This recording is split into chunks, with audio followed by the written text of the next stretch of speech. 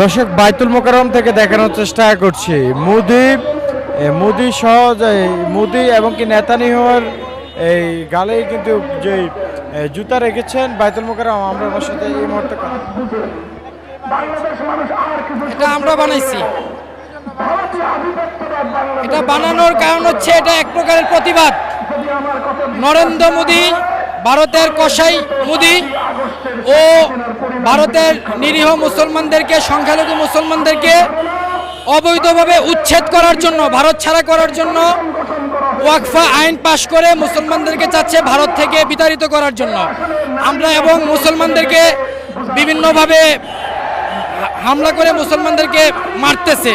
আমরা বিগত অনেক বছর যাবত এই মৃত্যুফাত তৈরি করে রাখছি। আগ্রাসনের বিরুদ্ধে আমরা দেখতেছি।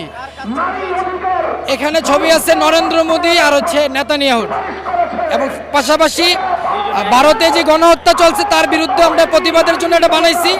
পাশাপাশি হচ্ছে ফিলিস্তিনে যে গণহত্যা চলছে বিগত অনেক বছর যাবৎ মুসলমানদেরকে, তার প্রতিবাদে এটা আমরা এই প্লে কার্ডটা বানাইছি প্রতিবাদ করার জন্য।